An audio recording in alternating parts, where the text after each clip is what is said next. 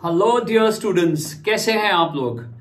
आइए अब हम असर्शन का एक और क्वेश्चन करते हैं और इस बार हम फिर से क्लास 10th के लिए लेकर आए हैं रियल नंबर से असर्शन।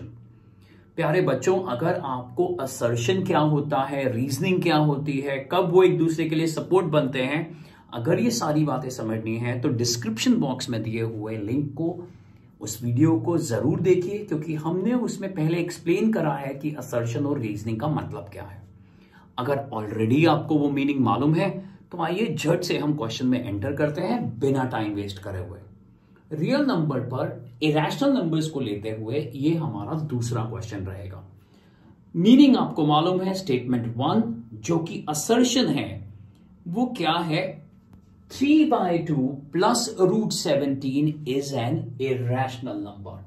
यानी यहां पर एक रैशनल नंबर दिया हुआ है और एक इरेशनल नंबर दिया हुआ है और उन दोनों का सम जो है वो क्या कह रहे हैं, इज एन इरेशनल नंबर और पर्टिकुलर वैल्यूज दी हुई हैं। यहां हमारे को सिर्फ ध्यान 3/2 पर रखना है और √17 पर रखना है। तो 3/2 एक रैशनल नंबर है, √17 एक इरेशनल नंबर है और इन दोनों का सम एक इरेशनल नंबर है। दूसरी स्टेटमेंट दी हुई है, the sum of 2 irrational numbers is an irrational number. जब कभी भी बच्चों याद रखना, जब कभी भी ऐसी स्टेटमेंट आती है तो ये स्टेटमेंट हमेशा ऑलवेज के साथ लोगे कि हाँ भाई ये जो बात बोली गई है ये हमेशा ट्रू होगी। तो फिर आपको ये बताना है कि ये बात वो लोग ठीक कह रहे हैं कि ये बात गलत है।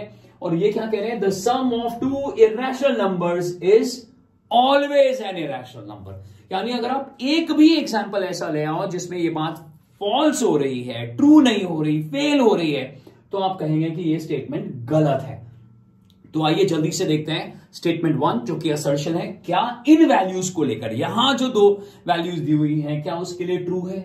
बिल्कुल ट्रू है, क्योंकि ये एक रैशनल नंबर है। बच्चों अगर यहां इंटीजर भी होता, अगर मैं यहां सिर्फ 3 भी लिख दूं तो भी ये ट्रू होता, क्योंकि इंटीजर भी तो एक तरह का रैशनल नंबर है।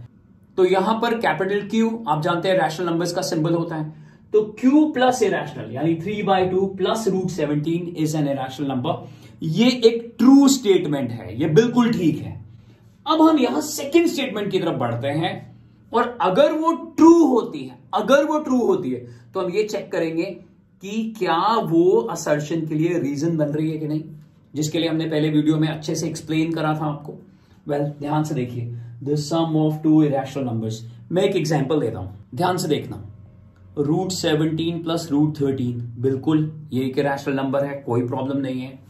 लेकिन अगर मैं ऐसा कर दूं, √13 और एक दूसरा इरेशनल नंबर ले लूं माइनस आउटसाइड √13, रूट के अंदर तो माइनस नहीं हो सकता। अब अगर मैं इन दोनों को सम करके देखूं तो आप मुझे बताना क्या आ जाएगा, 0। तो क्या 0 इरेशनल होता है? 0 इज नॉट इरेशनल। तो अगर एक एग्जाम्पल में ही ये फेल हो गया, आप तो भाई यहां पर कितने सारे एग्जाम्पल, आप यहां √5 माइनस √5 लिख सकते हो, ऐसे तो कितने भी एग्जाम्पल बना सकते हो। चलिए आइए एक और कॉन्सेप्ट देखते हैं, एक और एग्जाम्पल देते हैं। मान लीजिए मैंने ये एक इरेशनल नंबर ले लिया और ये एक दूसरा इरेशनल नंबर ले लिया और इनको अब मैं कह रहा हूं कि आप सम करिए। तो आप कहोगे सर समझ में आ गई बात, आप जो कहना चाह रहे हो। देखिए इस एग्जाम्पल में जो कि मिक्सचर है, रैशनल नंबर यानी इंटीजर लिया हुआ है प्लस इरेशनल नंबर, तो ये भी एक इरेशनल नंबर है और ये भी एक इरेशनल नंबर है।